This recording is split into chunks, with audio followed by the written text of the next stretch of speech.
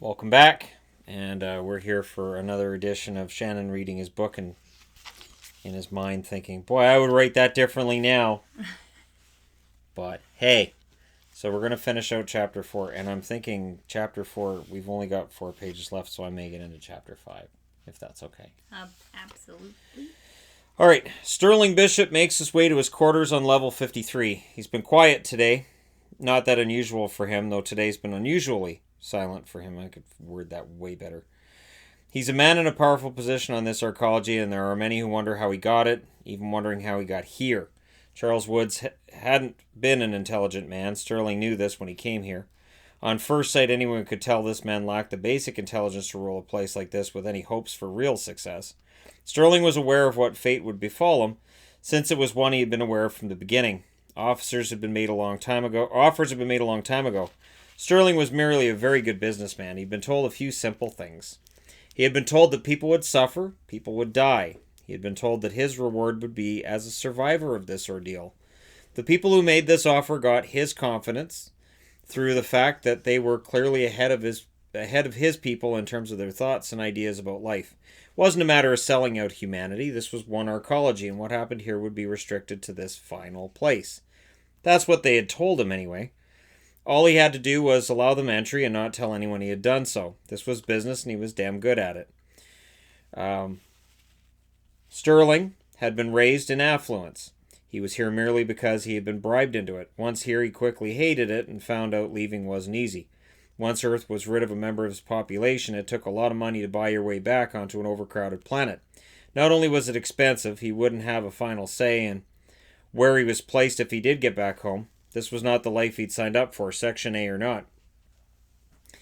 Behind the cold and calculating exterior, Sterling was a man of many fears, but 3 dominated his mind. He feared death, losing his wealth, and he hated confined spaces. Now he lived on a confined space where he would die, and his wealth meant little. He had nightmares about a hull breach leading to his own death. A rogue meteor was usually the culprit in those dreams, causing him to be sucked into the cold darkness of space. The void was death. It was the ultimate confined space in an infinite emptiness. He drifted into space forever, frozen in a horrific moment in time. When they came to him, Sterling had been weak. He wanted out, and they promised him he would get out. They explained an experiment had to be carried out first, but that he would be spared. His cooperation would be rewarded, which meant a lot to him. People never kept their word anymore in a society where they had broken down while mankind was living like rats in cages. Nice room or not, Sterling was still caged. The ultimate promise had been a world without overpopulation. He had been told he would have a place with a yard, trees, horses, trail at his disposal. He had been told he'd have room to move, clean and fresh air, as well as staff to follow his beck and call. His wealth would finally mean something again. He could command respect by his wealth, which was really at the heart of his turning against his own people. In his mind, all great tragedies were for the best. Titanic was meant to sink. The World Trade Center was meant to fall, and thousands who died in pointless wars after were meant to die. Hiroshima was meant to be bombed. Eventually, nuclear wars were meant to take place on the Earth. These events had to happen, had to keep things in balance. Sterling was fascinated with the checks and balances fate had brought about. Even genocide lost its emotional impact if viewed properly. Now this arcology was meant to die. Sterling's place in this world was to rise above everything as his ancestors had. The day the World Trade Center had been brought down, Sterling's ancestor, obviously not his father, this is millennia after that, ancestor Roger was supposed to be at work. He called in that day due to the flu, and as his office was above the impact zone in Tower 1, he certainly would have died had he not phoned in. Had Roger soldiered through and made it to work, Sterling would not be here now. That was fate at work. The arcology was now his chance to call in sick and live. He intended to have offspring, even intending to start now in his late 30s. It wasn't uncommon, especially as the population exploded, for people with his wealth not to bother with children. Sterling wanted to have children to pass along his life experience, and his DNA as well. He believed he had a lot to offer in the way of both wealth and knowledge. All he had to do was survive this trial, and he was home free. Roger Bishop had watched the towers fall live on the news, and he had cried for his fallen friends and co-workers. He had hurt for their loss, for how pointless this was, and for the pain that their families suffered. Roger had been a good man who loved people, and his stories were never meant to be seen as encouraging a man to sell out his own kind to survive the next heinous and cowardly attack. If he'd ever met Sterling, he'd likely want to slap the taste out of his mouth. This reality never dawned on Sterling, as he was too wrapped up in himself and in what he was going to get out of the deal. He had brought these invaders into the midst of his arcology, but he was safe. He was going to benefit from this. People like Charles Woods and his son Ben meant that residents of this tin can were doomed. Their ineptness kept the spotlight off of Sterling and his movements. As he reached his quarters, he realized he was humming. He ceased that, as he should appear solemn. The world had just seen the passing of Hector Cruz, and soon would see the passing of many more. He has to maintain his outward appearance of sorrow and heartache. No matter how stupid the rabble around him might seem, a simple act like humming could draw a lot of unwanted attention his way. He simply couldn't afford this. He took a deep breath before he entered his quarters. He then heads to his fridge and looks for something to eat. Not having a conscience makes him hungry. Being a wolf among sheep makes him almost crazed with hunger. Finds himself some cheese, decides to grill himself some sandwiches, and maybe catch a nap once that's been done. He sets the cheese on the counter as he hears a noise behind him. He turns to see the invader behind him, a smile on his face. "What are you doing here?" "The plan's in motion, Sterling. I thank you," the invader says with an evil smile, his face hidden in the shadows. Sterling wishes he turned the lights on as he entered the quarters. He's not sure why he didn't. He moves to do so, and a laser blast takes out the light switch. Sterling is stunned, putting up his arms in surrender. But why? The invader sits down on the recliner, puts his feet up, but the barrel of a laser rifle Sterling has never seen before remains pointed at him. "Yeah, you see, Mr. Bishop, you helped us. I'm grateful for that. You helped us get past security as a man did on 443. A man did the same on 652, but no one's found that crime scene yet." 652? Sterling asks as dread washes over him. "You see, mankind's a parasite. It sucks the life out of its world and spreads into space once that parasite's destroyed Earth, and it threatens this entire solar system. They're trying to transform Mars into a livable planet as we speak. Wrenches my stomach just thinking of what could happen here." "Mars?" Sterling didn't know about that. The invader shakes his head. "Human corpses smell terrible. I never get used to that smell. I end up burning my uniform rather than try to get the smell out now. It's just easier that way. Mankind thinks it's so special, so bright, has so much to offer the universe. With the lack of proper respect, the civil wars, and the bickering over things like money and land, you're all mere infants in the grand scheme of things. Still, you're infants who are planning to suck the life out of the galaxy one world at a time. So someone has to suck the life out of you before that happens." Sterling is stunned. "You told me this was the end of it." "So very stupid, Mr. Bishop. This is only the beginning. First, though, I have to do what I did on 443 and 652. The invader fires a silent blast which cooks Sterling's heart, spleen, and lungs inside his body before he hits the floor. The invader then suddenly stands and allows his red eyes to escape the shadows. "Such easily led creatures you are. You're all infants in my universe," the invader says before escaping the room without going through the front door. So. Sorry. Bad guys are here. Apparently they're not human. So, there's that. Next scene, the room is spinning and John needs that to stop. He has a hold of the tabletop with his right hand and is trying to focus on an equally wobbly Carissa across from him. The spinning feeling was not a part of the plan, and he's kicking himself for dropping his guard here. "I need to lay down," he slurs, not certain he's talking out loud enough for her to hear him.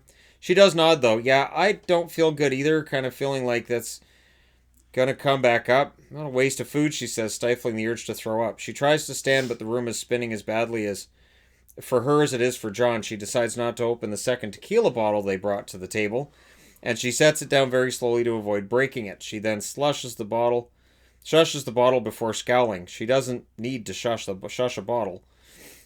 John stands and he locks arms with Carissa. He starts leading her to the door.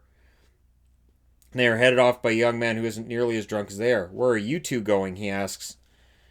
Carissa sighs. "Oh, crap, it's Dan. John, this is Dan. Dan thinks he's God's gift to women, tries to look and talk all cool, but he's not cool." "Gotcha," John slurs. Dan smiles and shoves John's chest. No, you don't. "She belongs to me, pal. She's not having trouble remembering. She's just having trouble remembering that after so many drinks. You think you're going to seduce her after getting her drunk? And I'm telling you that's not going to happen." Carissa curls her upper lip at that suggestion and belches at Dan. Okay, first off, you're wrong. Also, first off, he's a complete gentleman. So, first off, remember that. Dan laughs. Oh, that's rich. See, that's how easy it is to get in this girl's pants. Act the part for one drinking session and she can't fall on her back fast enough. John nods, then carefully sits Carissa down in the nearest chair. One moment, he says to her. He turns, shaky on his feet, pokes Dan in the chest. Now it's go time. Dan laughs again. Oh, you've got to be kidding me. Look at you. You can't stand up. Just leave her here and you can sleep it off. It's what she wants anyway, if she's honest about it. I'm twice your size and more of a man than you. You can't even walk out in your own power right now. John nods again. I am obliged to warn you. I, John Webster, am trained in the art of hand-to-hand combat on a level that you are not. If you provoke violence from me, you will require medical attention afterward and... Give me a damn break, Dan interrupts. John lands a punch in the nose on Dan, breaking it. There's a break for not allowing me to finish.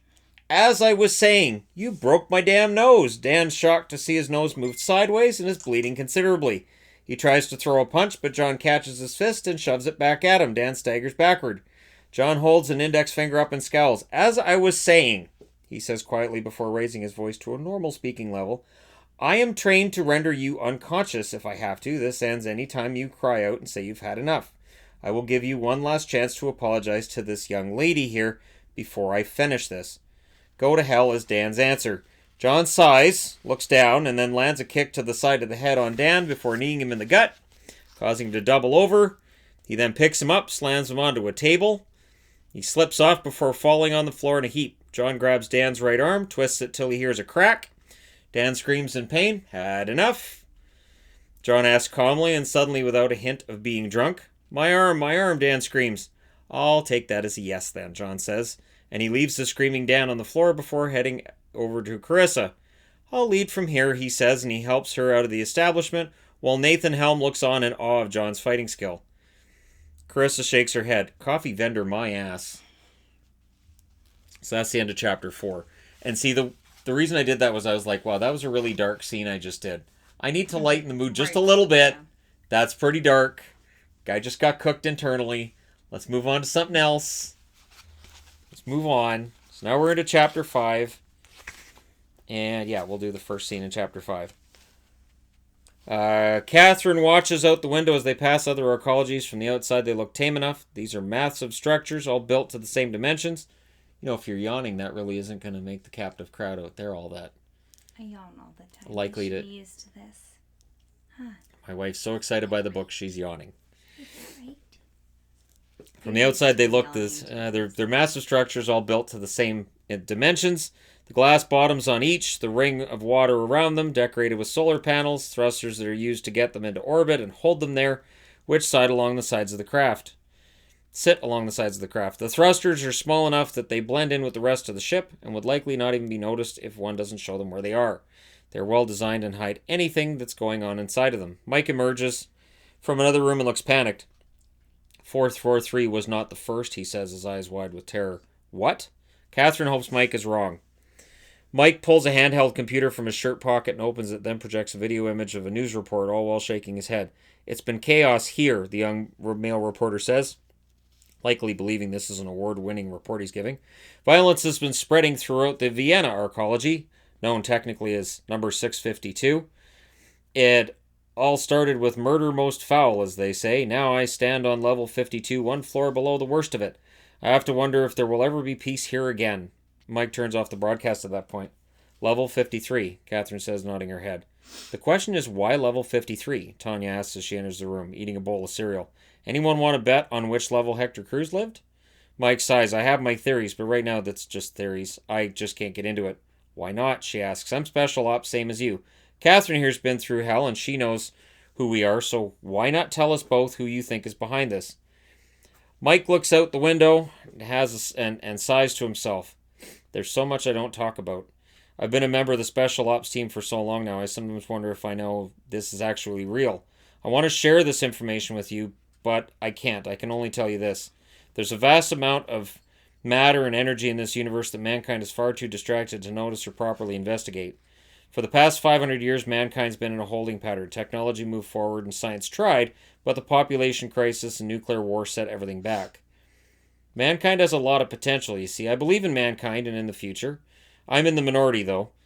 There are those who choose to focus on the bad things. There's so much violence, war, and hate among mankind that some people see this and want to eradicate the parasitic life form known as man from the universe. He doesn't look away from the window once while he says this. Tanya and Catherine exchange a glance. It's Tanya who speaks. Mike, I can't help noticing you're talking about mankind as if you're not a part of it. Now, I know you've been out here for a while, so it's natural to feel some disconnect. I guess what we saw in 443 could make that worse. But I want to know you're dealing with reality before we reach 1237 here. Mike smiles at her. I really do sound insane, don't I? This is the part where I tear my face off and reveal a big green alien head under here. I then tell you your credit to your species before I'm then teleported into a mothership that takes me to my homeworld. Catherine coughs nervously. That's not gonna happen though, right, Mike? Mike looks back out the window. I'm afraid that I'm not that interesting, ladies. I'm simply a special ops guy who's trying to save mankind here, one arcology at a time. Tanya shakes her head. No, there's more to that, Mike. You knew the weapon that cooked the victim's insides. You have gadgets I've never heard of that measure things nothing else does. You just know things. I'm running around and doing my best to find things out, but you just know. There's a quiet confidence in you, a certain presence, and I know you're different. Mike laughs. I'm a freak, am I? No, I'm not saying that. I just mean that... Oh, we're here, Mike says, pointing to arcology 1237 as it grows larger in the window. I think we'll head to level 53 and pay a visit to the leader of the arcology. Shuttle moves in and docks. Usually, someone would radio the shuttle and ask them for clearance. That doesn't happen today as they're distracted with other things going on. There's a familiar click when the shuttle is secured into place and the trio of visitors make their way into the airlock. Mike takes a deep breath, opens the door to the arcology, and once he does so, he finds a lot of reporters, but everything else looks relatively normal. People are going to work, coming home from work, going out shopping, heading back to their quarters, going out and partying. There's nothing here that tells Mike things are necessarily wrong. He leads the ladies to the elevator, pulls his handy pint-sized computer from his shirt pocket, and then consults it for information on the Winnipeg arcology. Chooses level 53. His heart sinks. Starts wondering if it's already too late.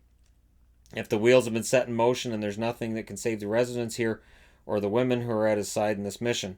The elevator seems to be taking forever to Catherine as she has flashbacks. This is exactly as New Orleans was before the horror. She can taste death again all of a sudden. It's like the walls are closing in, and she's half expecting the elevator walls to start bleeding before dropping them to their violent death. This is creepy, she mutters. Tanya grabs her arm and gives her a smile. I know, but we're doing something good here, and it won't happen again. We won't let it happen here.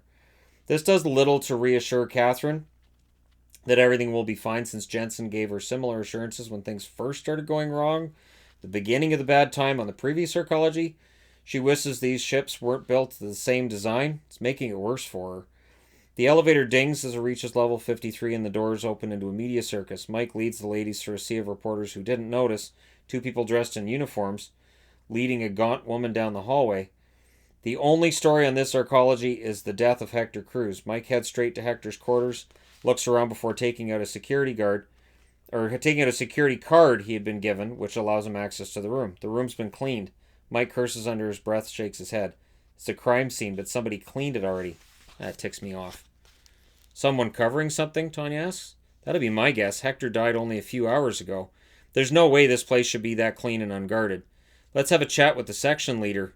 Mike turns and leads them back into the main corridor. They pass more press on their way to the end of the hall where Sterling's room sits. So we're going to break into this place too? Not going to stop now. Trust me, I won't get us into trouble. Mike says again as he uses his security card to gain access to another room. The door opens and the trio walk in slowly. The lights are out and there appears to be no one here. Mike heads straight to the bedroom and starts rifling through paperwork on the bed. Who does paperwork anymore, he asks, shaking his head. Tanya looks through a suitcase from under the bed. Okay. Either he never unpacked or this guy's planning to go somewhere, she says, surprised at the amount she's finding packed away. Catherine stands just inside the door and bites her lip when she looks around. I don't like the feeling I'm getting here. This is the end of the workday and an arcology leader who should be here. This is really weird. Mike nods. Okay, so we need to know where this guy is. Charles Woods is the guy we're looking for, so let's see what we can find out. Maybe we can convince this guy to put his officers on alert. I really hope we're here early enough to prevent another slaughter. The two ladies follow Mike out the doors of the quarters, down the corridor to the office Charles had used earlier today. But that was back when he was alive. These three don't have any way to know it, but they'll discover the truth soon enough. Here's the end of that scene. Dun, dun. So that puts them all in the same spot. So now everybody's on the same arcology. And John's not supposed to know about Mike. Mike's not supposed to know about John. Dave told him to make sure about that, which means that's not going to work because Dave's kind of a moron. He's a bonehead, but it's okay. So there you go. There's another section of the book done. I don't know if my wife likes it or not, but she'll pretend she does. You do know that I like it because I've read the book before and I still agreed to meet you. I know. Yeah. I know. I read the first few books pretty fast too because I liked them. I thought they were good books. I know. Thank you. All right. So there you go. Another section is done. Thank you guys so much for watching. Again, while there is nothing to watch on television right now, I have no problem with Singing providing in the Rain's people. on TV. What are you talking about? Nothing being on. We're not reviewing that. All right. Thank you guys so much for watching. Hit like and subscribe if you're browsing your way through. You just happened upon this video. And we will be back to do the next section of the book tomorrow. Thanks again. I will talk to you very soon.